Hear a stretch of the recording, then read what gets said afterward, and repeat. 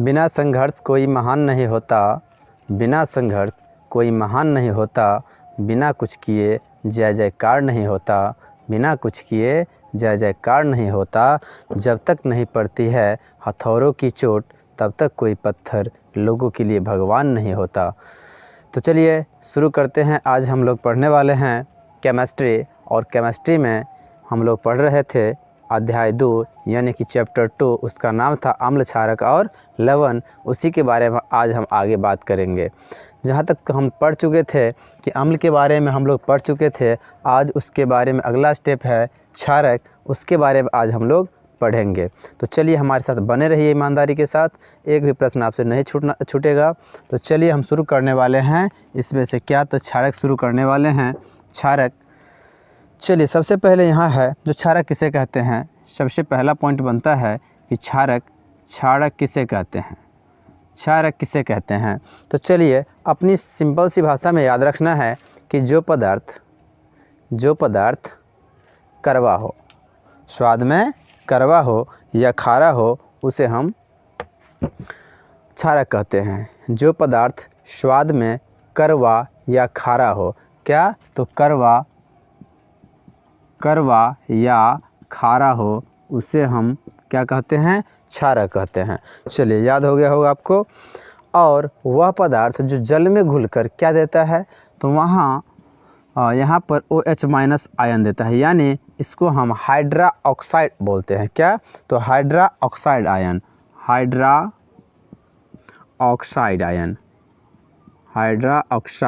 Oxide. चलिए फिर से समझते हैं कि क्षारक किसे कहते हैं। तो वह पदार्थ जो जल में घुलकर OH- आयन देता हो, क्या, OH- आयन देता हो। जैसा कि हमने अम्ल पढ़ा था कि जो पदार्थ जल में घुलकर H+ आयन देता है उसे हम अम्ल कहते हैं। और इसमें है कि जो पदार्थ जल में घुलकर OH- आयन देता है उसे हम क्षारक कहते हैं, या हाइड्रा ऑक्साइड आयन देता है उसे हम क्या बोलते हैं, क्षारक बोलते हैं। समझ गए, या अपनी भाषा में क्या बोलना है, तो जो पदार्थ स्वाद में कड़वा हो या तो खारा हो, उसे हम क्या बोलेंगे, क्षारक बोलेंगे। चलिए समझ गए होंगे। आगे हम बात करते हैं। इसमें एक और खासियत होता है कि यह नीले लिटमस पत्र नीले के तो अम्ल का रहा था, यहाँ पर जो है यह लाल लिटमस पत्र को क्या कर देता है, नीला कर देता है। क्षारक क्या करता है, तो जो लाल जो लिटमस पत्र होता है उसे नीला कर देता है, और अम्ल क्या कर रहा था, तो नीला को लाल कर रहा था, और क्षारक का काम है क्या, लाल को नीला करना। यानी कि एक दूसरे का उल्टा है या एक दूसरे का विपरीत कह सकते हैं। चलिए समझ गए होंगे। अब इसके कुछ भौतिक गुण होते हैं, इसकी ये जो है क्या, इसके कुछ भौतिक गुण होते हैं। भौतिक गुण क्या होता है, तो सबसे पहले आपने देखा कि क्षारक स्वाद में कड़वा या खारा होता है, पहला गुण हो गया।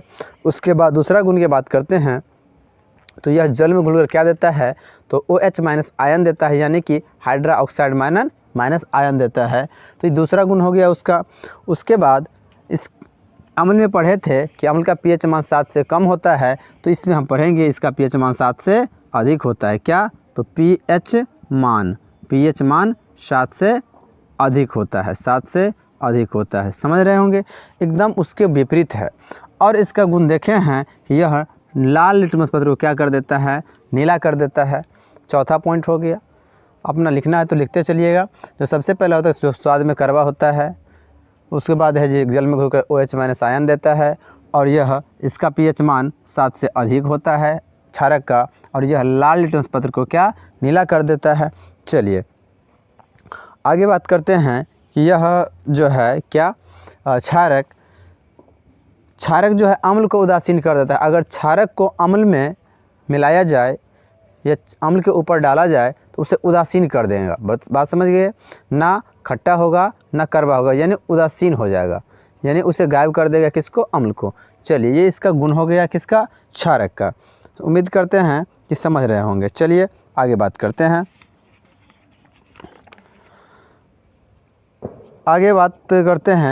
तो क्षारक का आप समझ गए होंगे। और क्षारक का है जो अब कुछ ना कुछ उपयोग होगा, जैसे कि आपने अम्ल का उपयोग पढ़ा था आभूषण साफ करने में, वैसे ही क्षारक का कुछ ना कुछ उपयोग होता। तो इसका पहला उपयोग होता है, इसका उपयोग के बारे में अगर बात करें, उपयोग, क्षारक का उपयोग के बारे में अगर बात करें तो इसका पहला उपयोग किया जाता है कि मकान की पुताई में चूना जो होता है, एक प्रकार के देखे होंगे आपके घर में भी होगा, तो चूना से घर की हम पुताई करते हैं तो चूना क्षारक है। इसका उपयोग हम किस में करते हैं, तो घर की सफ़ेदी करने में, यानी घर की पुताई करने में। चलिए पहला उपयोग समझ गए। दूसरा उपयोग की बात करते हैं तो ये जो होता है क्षारक, इसका उपयोग हम जल कठोर होता है उसको हम साफ़ करने में इसका उपयोग करते हैं। जैसे कि कोई तालाब हो, उसका पानी अगर कठोर हो गया हो तो उसमें हम क्या करते हैं, चूना क्षारक डालते हैं, जिससे हमारा पानी जो है साफ़ हो जाता है। चलिए इसका अगला उपयोग है, यह कीटाणु को मारने में भी उपयोग करता है। कीटाणु को मारने में भी उपयोग होता है कि जहाँ पर पानी में अगर कीड़ा, छोटे छोटे कीट उत्पन्न हो गया हो तो उसमें हम अगर चूना डाल देते हैं तो क्या होता है, वहाँ पर वो कीड़ा मर जाता है। तो कीटाणुनाशक के में भी इसका उपयोग करते हैं। और इसका उपयोग है एक तो ब्लीचिंग पाउडर या उसी का नाम है विरंजक चूर्ण, उसके बनाने में हम उपयोग करते हैं। किसका, तो क्षारक का। चलिए क्षारक का 4 उपयोग समझ गए। सबसे पहले घर की पुताई करने में, उसके बाद हो गया पानी को साफ़ करने में जो कठोर पानी होगा, उसके बाद है कीटाणु को मारने में, उसके बाद हो गया क्या, तो ब्लीचिंग पाउडर बनाने में या व्यंजक चूर्ण बनाने में, उसी का नाम है। चलिए आगे हम बात करने वाले हैं। अगर आगे बढ़े तो इससे पहले हम आपको बता रहे थे कि यहाँ पर pH मान, पिछले में भी बताया कि हम अगले क्लास में पढ़ेंगे pH मान, तो आज हम मुख्य तरह से pH मान के बारे में पढ़ेंगे। pH, इसका नाम pH स्केल। चलिए pH स्केल, तो pH स्केल होता क्या है, तो सबसे पहले समझिए कि एक प्रकार के यह स्केल है और इस स्केल पर क्या है, 1 से 0 यानी 0 से लेके 14 तक लिखा हुआ है। जैसे 1 हो, 2 हो, 3 हो, डॉट कितना, या फिर 7 हो, अगर मान के चलिए तो 8 हो, 9 हो, 10 हो, 11 हो, 12 हो, 13 हो, समझ रहे होंगे। यहाँ चलिए 3 का 4, 5, 6 कर देते हैं। इस प्रकार का एक स्केल है। तो अगर हम अम्ल और क्षारक की पहचान करें तो हमको स्वाद के आधार पर जो खट्टा लगता था उसे हम अम्ल कहते थे, और जो कड़वा लगता है उसे हम क्या, क्षारक कहते हैं। अगर इस प्रकार हम सभी को अगर स्वाद ले कर के पता करें कि यह अम्ल है कि क्षारक है, तो क्या ऐसा भी पदार्थ हो सकता है कि हम स्वाद के लिए उसको चीख के देखें तो क्या पता वो हानिकारक पदार्थ भी हो सकता है, यानी तो जहर भी हो सकता है। जो हम उसको टेस्ट करके देखें, अगर वो अम्ल है चाहे क्षारक है, तो इसमें हम खराब पदार्थ यानी कि हानिकारक पदार्थ अगर हो तो हमारे जान की क्षति भी हो सकती है। इसके लिए एक वैज्ञानिक लॉरेंसन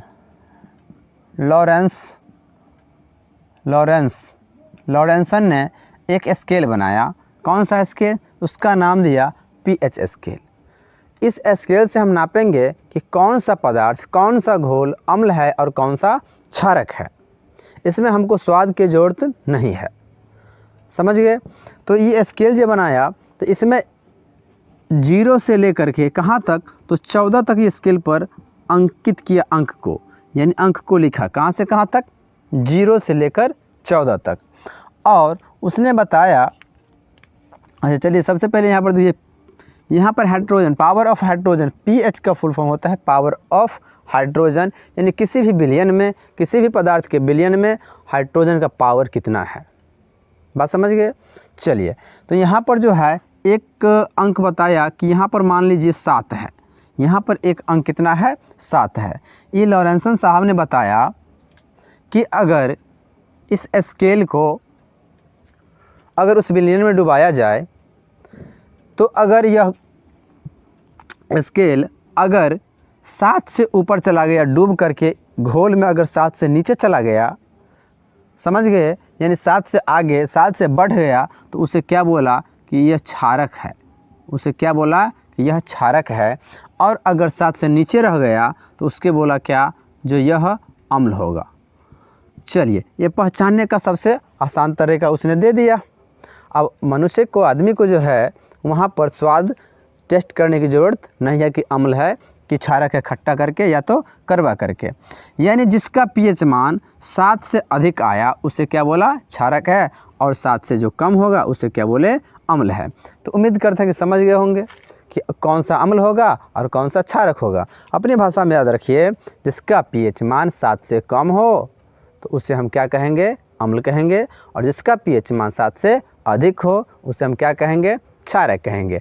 अगर आप सोचते होइएगा कि अगर किसी भी विलयन का पीएच मान 7 पर आके अटक जाए तो अब क्या होगा, तो जिसका पीएच मान 7 हो जाएगा उसे हम क्या बोलेंगे, उदासीन विलयन। क्या, उदासीन विलयन। इसका अर्थ हुआ कि ना वह अम्लीय है ना वह क्षारीय है, न खट्टा है न कड़वा है न खारा है, किसी भी स्वाद का नहीं है, इसीलिए उसका पीएच मान कितना रखा, तो 7। और ये बहुत ही इम्पोर्टेंट ऑब्जेक्टिव बनता है कि किस विलयन का पीएच मान 7 होता है, यानी जिसका कोई भी स्वाद ना हो उसे हम क्या बोलेंगे, उदासीन विलयन। तो याद रखना है आपको, उदासीन विलयन का पीएच मान कितना होता है, तो 7 होता है। अम्लीय विलयन का पीएच मान कितना होता है, तो 7 से कम होता है। और क्षारीय विलयन का पीएच मान कितना होता है, तो 7 से अधिक होता है। चलिए, उम्मीद करते हैं कि आप समझ रहे होंगे। उदासीन आपको याद रखना है, उदासीन का 7 हो गया और अम्ल का 7 से कम हो गया, क्षारक का 7 से अधिक हो गया। चलिए, और यह बताया कि अगर इसमें 7 से अधिक पीएच मान आए तो जिस विलयन का पीएच मान 7 से जितना अधिक होगा वह उतना ही क्षारीय पदार्थ होगा। समझ गए। और जिस विलयन का पीएच मान 7 से जितना कम होगा वह उतना ही अम्लीय होगा, यानी कि वह उतना ही और ज़्यादा खट्टा हो। अगर किसी विलयन का पीएच मान 5 है और किसी विलयन का पीएच मान 3 है तो देखिए दोनों तो अम्ल हो गया, क्योंकि 7 से दोनों कम है।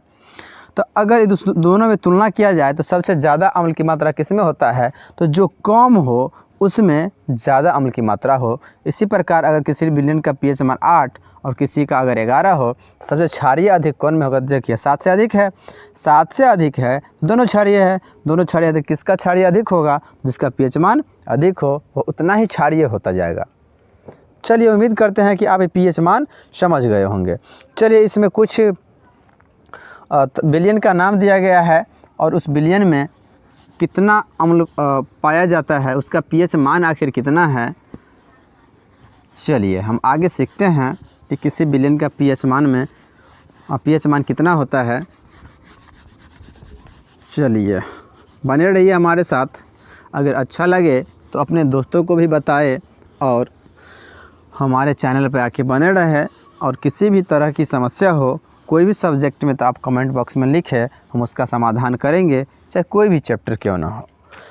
चलिए, सबसे पहले यहाँ पर पीएच मान की अगर बात करते हैं तो सबसे पहले है क्या, लार। लार जानते हैं,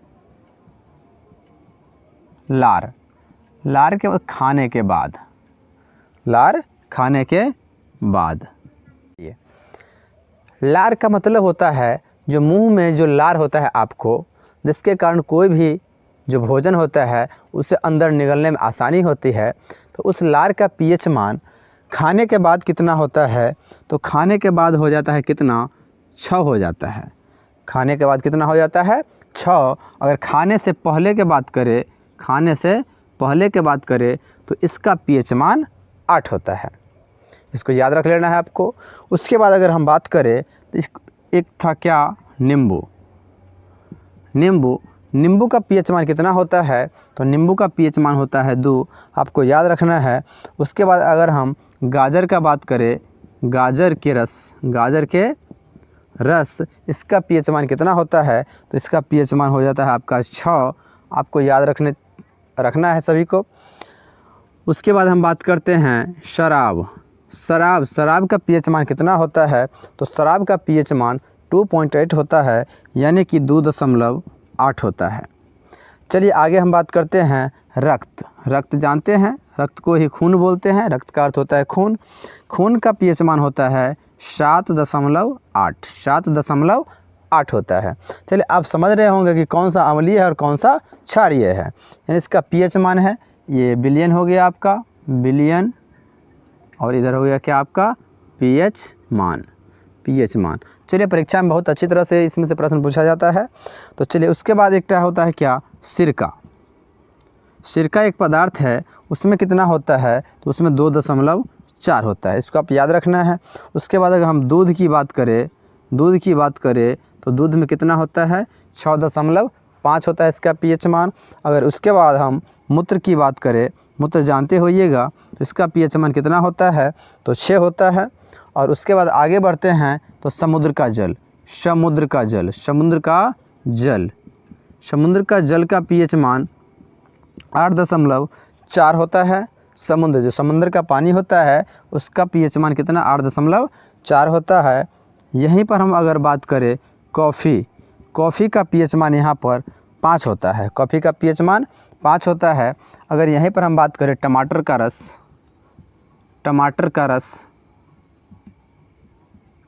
का रस, तो इसका पीएच मान कितना होता है, तो इसका पीएच मान दिया गया है 4 होता है। और यहीं पर नल का जल, यहीं पर अगर आपको साफ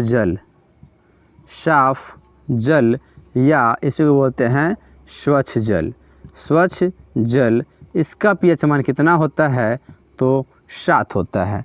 अभी आपको बताए थे कि जिस विलयन का पीएच मान 7 हो वह ना अम्लीय होगा ना क्षारीय होगा, उससे हम उदासीन भी बोलते हैं। तो जो हम लोग पानी पीते हैं या स्वच्छ पानी होता है उसका पीएच मान कितना होता है, 7 होता है। यानी कि यह एक प्रकार का उदासीन होता है। क्या, एक प्रकार के उदासीन होता है, याद रखिएगा।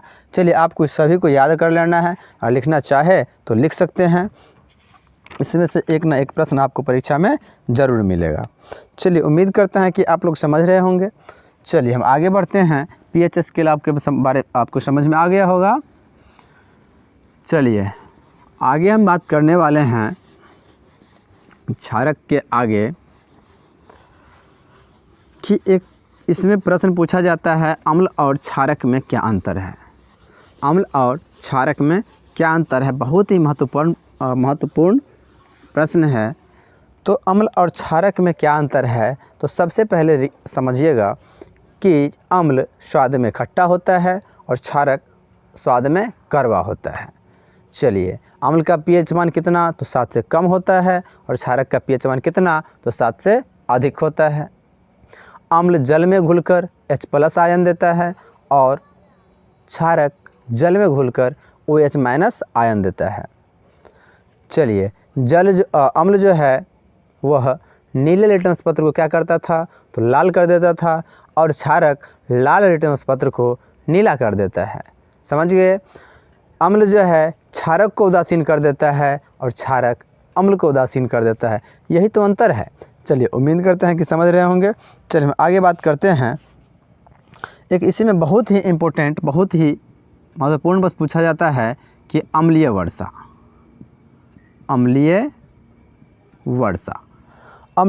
का अर्थ हुआ कि अम्ल का वर्षा होना। जब हमारे वातावरण में, वायुमंडल में क्या होता है, जे कार्बन डाइऑक्साइड यानी वायु प्रदूषित हो जाती है, उससे क्या होता है, वो वायु जो प्रदूषण होता है वो हमारे वायुमंडल में क्या होता है, बारिश के रूप में, यानी कि एक प्रकार की इकट्ठा जमा हो जाता है और बारिश के रूप में नीचे आ जाता है। बारिश के रूप में आता है तो उसी को हम अम्लीय वर्षा होता है, अम्लीय वर्षा कहते हैं। अगर वो नहीं समझ में आया कोई दिक्कत नहीं है। तो चलिए कि जब वर्षा जल का जो वर्षा होता है जल का, उस जल का पीएच मान 5.6 से कम हो जाती है, तब हम उस वर्षा को अम्लीय वर्षा कहते हैं। कोई दिक्कत नहीं। अम्लीय वर्षा किसे कहते हैं, तो बोलना है जब वर्षा जल का पीएच मान 5.6 से कम जाए ना, तो उसे हम अम्लीय वर्षा कहेंगे। चलिए समझ गए होंगे। आगे हम बात करते हैं इसी में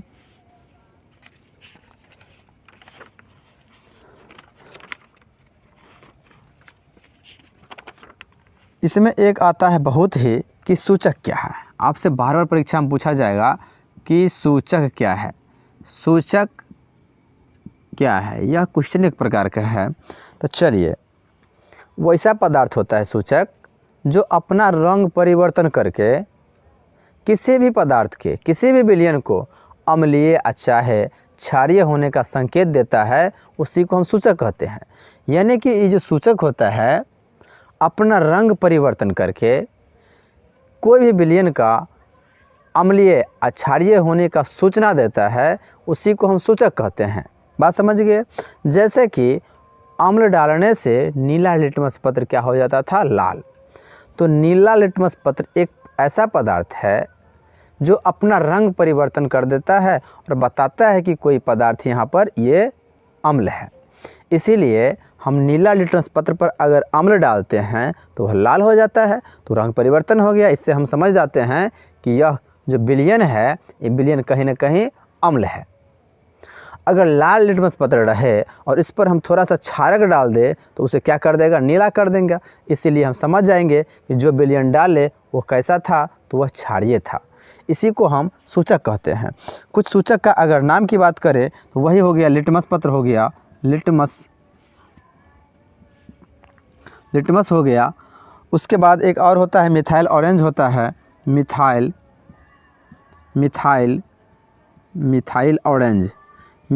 ऑरेंज, इस सब सूचक का नाम है।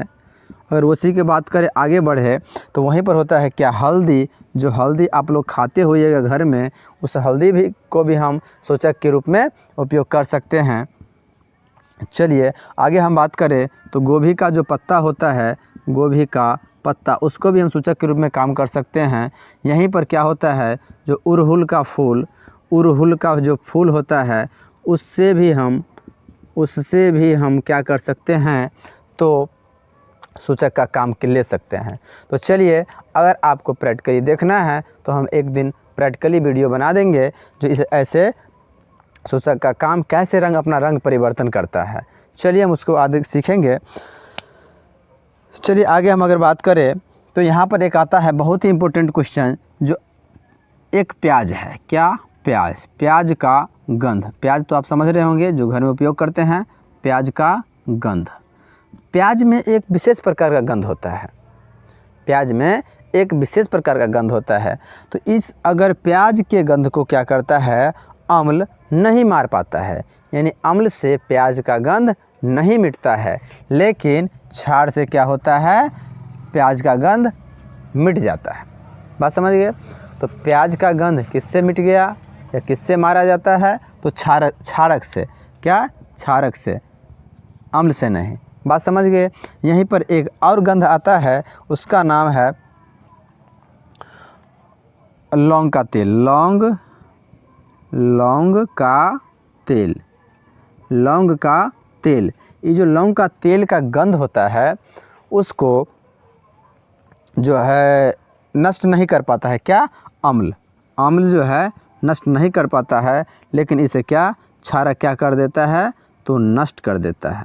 आपको याद रखना है, ऑब्जेक्टिव टाइप में ऐसा क्वेश्चन पूछा जाता है, जब प्याज के गंध को कौन मार पाता है, तो क्षारक। लौंग के तेल को कौन मार पाता है, तो क्या हो जाएगा, आपका क्षारक हो जाएगा। उम्मीद करता है कि आप समझ रहे होंगे। जब किसी विलयन का पीएच,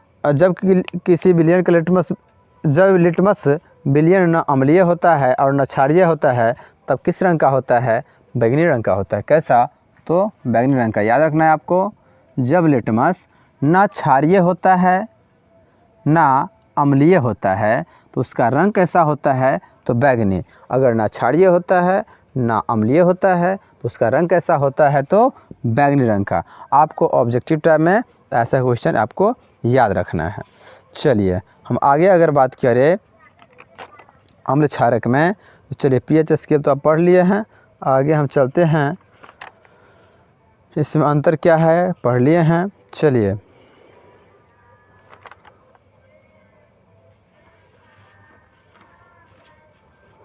आगे देखते हैं।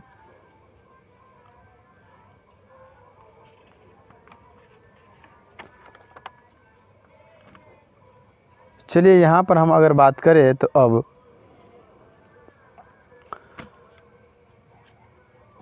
बहुत ही इम्पोर्टेंट और बहुत ही अच्छे प्रश्न आते हैं इसके बाद। चलिए हम इसके आगे बात करेंगे अगले क्लास में। जो हमारा एक क्लास और बचा है और उसके बाद क्या हो जाएगा, तो हमारे जो अम्ल क्षारक का चैप्टर है वह समाप्त हो जाएगा। हाँ ठीक है, तो हमारा अगले चैप्टर में आगे क्लास में यह चैप्टर समाप्त हो जाएगा। तो बने रहिएगा, एक भी प्रश्न आपसे परीक्षा में नहीं छूटेगा, नहीं छूटना चाहिए। चलिए उम्मीद करते हैं कि आप समझ रहे होंगे। अगर किसी भी प्रकार की फिर भी समस्या हो तो आप कमेंट बॉक्स में ज़रूर लिखें। और अगर आपको मैथ हो, फिज़िक्स हो, केमिस्ट्री हो, बायोलॉजी हो या तो हिंदी का व्याकरण हो, अगर कोई भी समस्या हो किसी भी चैप्टर में, अगर समझ में अच्छी तरह से नहीं आ रहा है तो हमारे चैनल पे आके आप सीख सकते हैं। इसके लिए आप कमेंट ज़रूर करें, हम उसका समाधान बहुत ही जल्द करके आपको दे देंगे। चलिए मिलते हैं अगले क्लास में, तब तक के लिए यहीं धन्यवाद।